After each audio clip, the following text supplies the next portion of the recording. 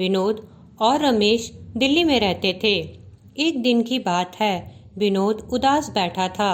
रमेश विनोद से पूछता है, क्या बात है विनोद, मैं पिछले 1 महीने से देख रहा हूँ तुम काफी परेशान और उदास रहते हो। विनोद कहता है, क्या बताऊं रमेश, पिछले महीने मेरी कंपनी को नुकसान हुआ तो उसने बहुत सारे कर्मचारियों को नौकरी से हटा दिया। मैं 1 महीने से कोशिश कर रहा हूँ पर मुझे नौकरी नहीं मिल रही। अब लगता है मुझे कभी नौकरी नहीं मिलेगी, मेरा जीवन बेकार हो गया है। रमेश कहता है, दोस्त तुम परेशान मत हो, कुछ दिनों के लिए तुम मेरे साथ मेरे गांव चलो। वहाँ कुछ दिनों बाद एक मेला लगने वाला है जहाँ हाथी और अन्य जानवरों के करतब दिखलाए जाएंगे।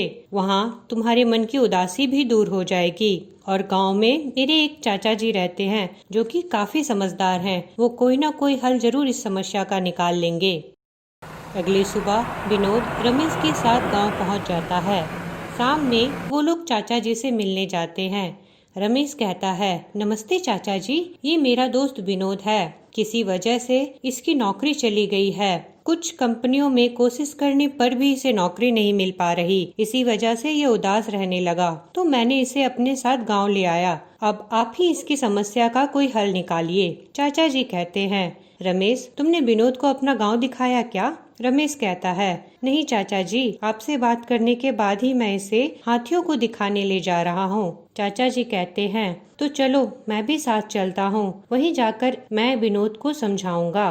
तीनों सड़क के किनारे हाथियों को देखने के लिए जाते हैं। विनोद ने देखा कि हाथियों के अगले पैर में एक रस्सी बंधी हुई है। उसे इस बात का बड़ा अचरज हुआ कि हाथी जैसी विशालकाय जीव लोहे की जंजीरों की जगह बस एक छोटी सी रस्सी से बंधे हुए हैं। ये स्पष्ट था कि हाथी जब चाहते तब अपने बंधन को तोड़कर कहीं भी जा सकते थे, पर किसी वजह से वह ऐसा नहीं कर पा रहे थे।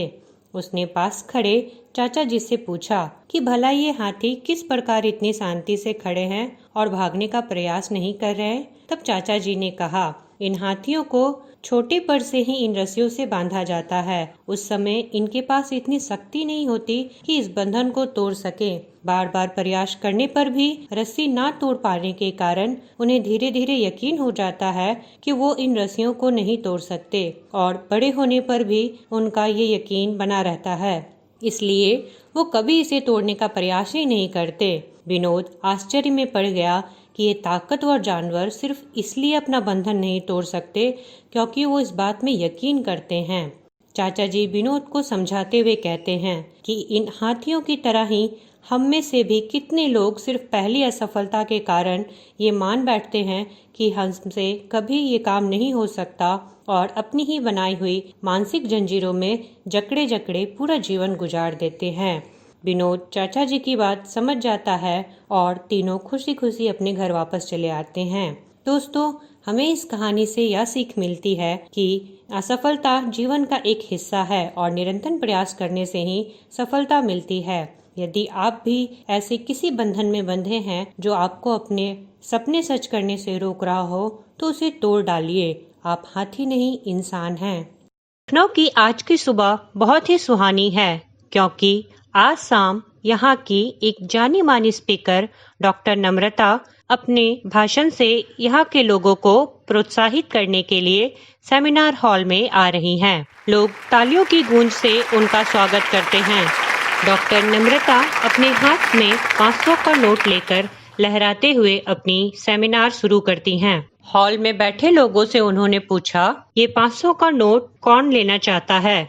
सबने एक एक कर अपने हाथ उठा लिए।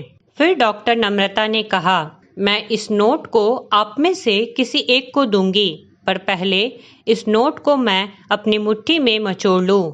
और फिर उसने पूछा, कौन है जो अब भी यह नोट लेना चाहता है? अभी भी लोगों ने हाथ उठाने शुरू कर दिए। डॉक्टर नम्रता मुस्कुराई और कहा, अच्छा। और फिर उसने उस नोट को नीचे गिराकर पैरों से कुचलना शुरू कर दिया। उसने नोट उठाई, नोट बिल्कुल मुड़ चुकी थी और गंदी हो गई थी। फिर उसने कहा, क्या अभी भी कोई है जो इसे लेना चाहता है? और एक बार फिर सभी लोगों ने नोट लेने के लिए अपने हाथ ऊपर उठाए। तभी डॉक्टर नम्रता कहती हैं, दोस्तों, आप लोगों ने आज एक महत्वपूर्ण पाठ सीखा है। मैंने इस नोट के साथ इतना कुछ किया, फिर भी आप इसे लेना चाहते थे, क्योंकि ये सब होने के बावजूद नोट की कीमत घटी नहीं, उसका मूल्य अभी भी 500 था। जीवन में हम कई बार गिरते हैं, हारते हैं, हमारे लिए हुए निर्णय हमें मिट्टी में मिला देते हैं, हमें ऐसा लगने लगता है कि हमारी कोई कीमत नहीं है। लेकिन आपके साथ चाहे जो कुछ हुआ हो या भविष्य में जो हो जाए, आपका मूल्य कम नहीं होता। आप स्पेशल हैं, इस बात को कभी मत भूलिए। कभी भी बीते हुए कल की निराशा को आने वाले कल के सपनों को बर्बाद मत करने दीजिए। याद रखिए, आपके पास जो सबसे कीमती चीज है वो आपका जीवन है। कभी हौसला मत हारिए और जिंदगी को खुशहाल होकर जिए। या सुनते ही तालियों की गूंज सेमिनार हॉल में बजने लगती है। दोस्तों, अगर अभी तक आपने हमारे चैनल को सब्सक्राइब नहीं किया है तो प्लीज सब्सक्राइब करें और बेल आइकन को हिट करें। अपने फीडबैक हमारे कमेंट सेक्शन में दें।